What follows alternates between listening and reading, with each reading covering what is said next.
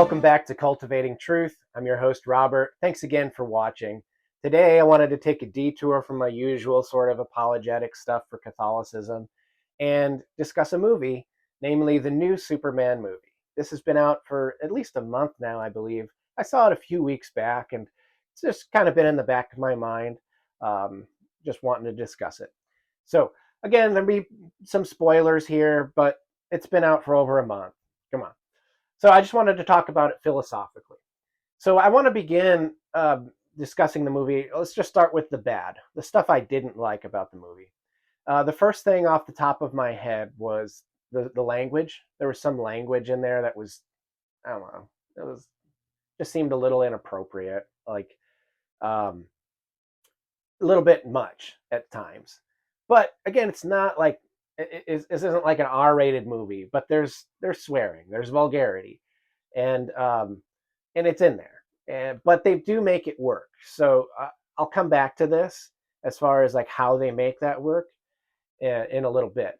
Um, so they do make it work for a good purpose. So it's not just purposeless vulgarity. But I want to say that it's there, and just know that going into the movie that there's going to be some crass language. Um, I don't like that, you know. So there's that. The other thing, and this is just a small thing, but again, they make this work as well.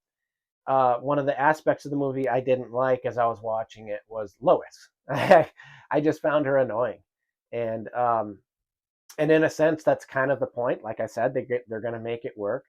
You know, she's just kind of like girl bossy. There's like a point where she's like on the verge of dumping Superman, right? So she's in a relationship with Superman, and she's getting ready to just dump him. And I'm like, okay, yeah, you're gonna dump Superman, okay, you know. But hey, I guess like Tom Brady got dumped, right? So maybe some women are just never satisfied, kind of a thing. And she's just one of them. So, but yeah, so I found that annoying. But again, they make it work. I'll circle back to this point. Those are the parts of the movie I didn't like. Okay, that's really it. As far as stuff that stood out to me, it was like, don't like that, right? It was just those two things. So coming now to the good, the good. First of all, the overall plot and of the movie, that was great. We started off in the middle of a story, and I really appreciated that. We didn't have to do another Superman origin story, Superman reveal where Lois learns, whoa, Clark Kent is Superman. No, all that stuff's already happened, and we're just jumping right into the middle of a Superman movie. We're jumping right into the middle of a story. And so it starts with Superman getting beat up, and you're like, oh, whoa, what happened? How did Superman lose? And you find out later that like it's this clone that Lex Luthor had made, and so that's how he's able to lose. He's losing to himself essentially, and so that's I really appreciated that. So that we just jumped right into the movie. We just jumped right into a Superman story. We didn't have to do all the origin story stuff. Let's just get going. Everybody knows who Superman is. Let's just get right to it. And so then the next thing that I really liked about it was Superman himself. Superman is basically this unfallen man. That's what makes him Superman, and his powers, obviously. But he's an unfallen man. He's the one character, circling back to the swearing thing. He's the one character, as far as I remember, who was on screen who didn't swear at all. Okay, he's the only one who was like, "Oh golly, gosh darn," like that kind of thing. And so that was just lovely. It was really good. It just made him all the more wholesome and likable. He's good and unfallen to almost like a fault, where he's so trusting. He's like naive to how trusting he is.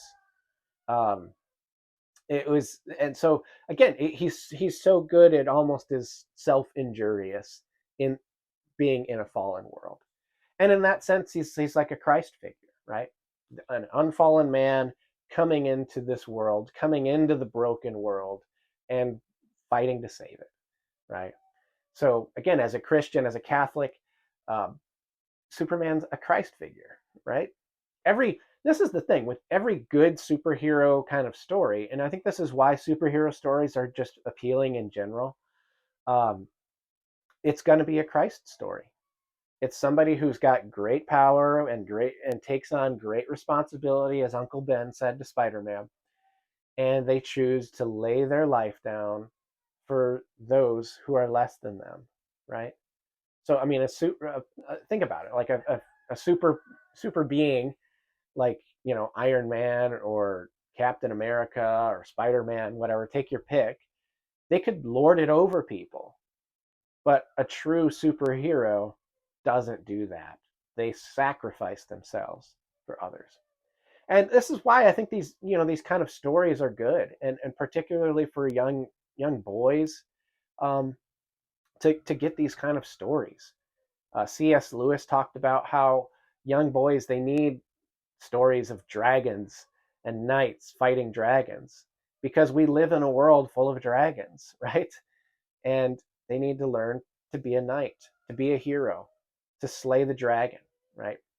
To be a part of that story, right? That's how the Bible itself was summarized by some people. What's the Bible in one sentence? Like, kill the dragon, get the girl, right? Right? Christ comes, he defeats the devil, and he's preparing a bride for himself, right? Kill the dragon, get the girl. And so every like truly good story has that kind of element to it, right? And the Superman story is no exception. Again, so what was so likable about the Superman character in this movie is he's an unfallen being. He's an unfallen hero. And um, again, that was so refreshing to me because so many of the stories that we get now, the heroes are always broken. The heroes, it's this broken man who's just trudging along and he's just trying to make some good happen out of his mess of a life, basically.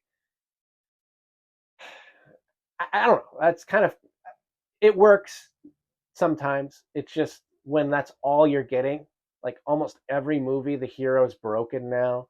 Every story, it's a broken hero story. It just gets a little tiresome. And so it was refreshing to have a movie where the hero is all good and and he's just good all the way through. Just a wholesome, good person. So that's number one, or number two, really, what I liked was Superman himself. Number three would be Lex Luthor. Um, on the flip side, Lex Luthor is not a sympathetic villain. He's just a bad guy. And why does he hate Superman? He hates Superman because he's good. He hates Superman's goodness. That's what he hates about him. And so it's like, yes, so a villain that's just a villain. Again, instead of like this, oh, Lex Luthor's got a point. He's actually got some, he's trying to achieve something good here. No, he's just a bad guy. And the reason he hates Superman, the reason why he has such a vendetta against him is because Superman is good. Again, refreshing. Why does the devil hate Christ? He hates Christ because he's good. Why did the Pharisees hate Jesus? Right? Because he was good. He was what they tried to make themselves look like just on a superficial level, but he was the real thing. Okay? The Pharisees wanted to be seen as good, but not have the actual substance. Here comes Christ with the actual substance. Similar sort of thing here with Lex Luthor. Why does he hate Superman? Because he's actually good. He's good, and he's helping to lift up the world. Luthor hates that. So that was another aspect. Even Lois Lane, circling back to another character, she has a redemptive story arc. So as I said, that was what annoyed me about her. Well, she changes. So they make it work. So they make the swearing work, redeem the swearing even, I guess is a way to put it. But they do the same with Lois Lane. Like I said, she was annoying, but then by the end, she changes and you begin to like her because she doesn't stay this annoying girl boss. She realizes, no, I do need a man and I need a hero. And what a hero, right? So she comes around. And then there's the side characters of like the Green Lantern crew. I forget what the little name they came up with themselves. It's some little humorous name. And they were great side heroes. They were each of them was enjoyable, as well as Super Dog. There was Super Dog, right? He was this little dog in here that just wouldn't listen for nothing, but of course he plays a role in the overall redemptive arc of the story. So, uh, yeah, overall, good movie, and I would give it out of 10 a 7.9. And I think it was a very good movie. Um, it's a fun action movie. I recommend it for you and your family. Again, the kids are probably early teens, maybe like 10 and up at least. Just again because the language, there is some violence. It's not like grotesque violence or anything like that, and the language isn't too bad. I'm not trying to act like it's just a swear fest, but it's going to be there. And again, young teens around that age and up, I'd recommend watching it with them. It's a good popcorn movie, and a nice, again, wholesome story. And ultimately, at the end of the day, it's an echo of the Christ story. So now, this movie is not without controversy, apparently, and I didn't know about the controversy until after I had seen it. The controversy is that this is a woke movie. It's preaching a woke message. I didn't see that at all. The closest I could even see any wokeness was like Lois's girl bossiness, right? Where she's just like, I'm a strong, independent woman. I don't need no man. Like, that's the closest I could see. And again, even that was redemptive. Like, she grows out of that. Okay. So that was good. It worked.